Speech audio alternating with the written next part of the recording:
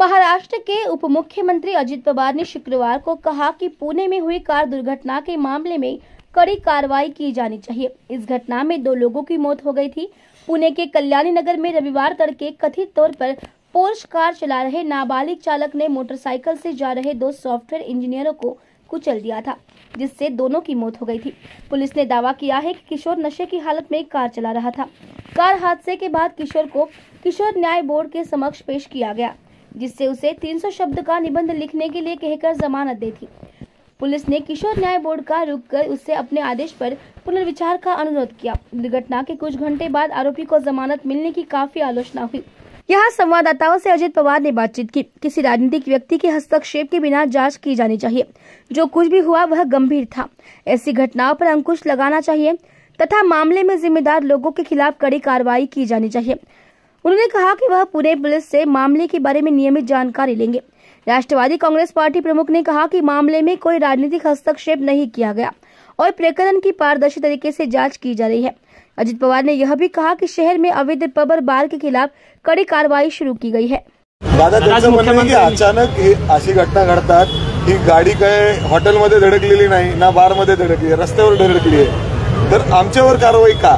Illegal परवानग्या सगळ्या आहेत, पण ज्या पद्धतीने महानगरपालिका एक्साइज विभाग असतील, तुम्हाला उद्याच्याला तुम्ही बार चालवत असाल तर त्याला काही नियम आहेत। तो बार चालवत असताना 18 वर्षाच्या आतल्या मुलाला दारू द्यायची नाही, हा तर नियम आहे। ते इथं दारू दिली गेलेली हे सिद्ध झालेलं आहे। कशाला आता मला पंचनामा करायला लावतो?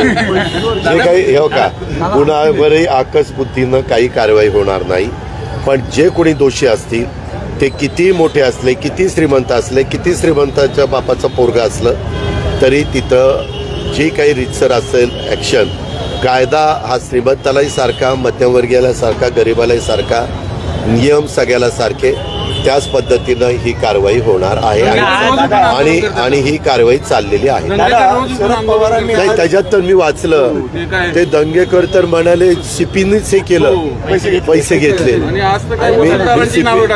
ते विचारलं सीपींना, ते म्हणले दादा आता सध्याचं एकदम वातावरण एकदम अशा पद्धतीनं कुणी जरी आरोप करायला लागलं तर त्यांना पण असं बिनबुडाचे आरोप करतात आणि केले असले तर पुरावे द्यावे लागतील।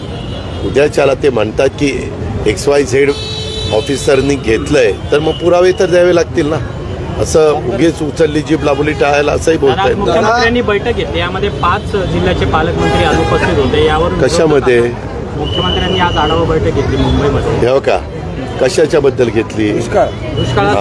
दुष्काळाच्या संदर्भामध्ये मी मंगळवारी बहुतेक 21 का 22 तारखेला बैठक घेतलेली आहे। मदत पुनर्वसन खात्याचे मंत्री होते, सगळे अधिकारी होते आणि त्या पद्धतीनं मी तर तुम्हाला मगाशी सांगितलं तशा प्रकारच्या सूचना, जसं मुख्यमंत्र्यांना ते तर राज्याचे प्रमुख आहेत, त्यांना कधी कुठलीही बैठक घेण्याचा अधिकार आहे, त्याच्यामुळे त्यांनी ती घेतली। परंतु त्याच्या आधी मी पण बैठक घेऊन प्रत्येक साहीच्या साही विभागीय आयुक्तांशी मी बोललो, अनेक जिल्हाधिकाऱ्यांशी मी फोनवर त्या ठिकाणी बोललो आणि जे आज प्रमुख आहेत आचारसंहिता चालू असल्यामुळं नितीन करीत त्यांनाही प्रशासनातला दांडगा अनुभव आहे, त्यांच्याशी पण मी बोललेलो। दादा, परळीमध्ये मतदान केंद्र मला त्याच्याबद्दल काही माहित नाही, मला त्याच्याबद्दल काही माहित नाही। तो निवडणूक अधिकाऱ्यांना कंप्लेंट करायची आणि ते चौकशी करायची।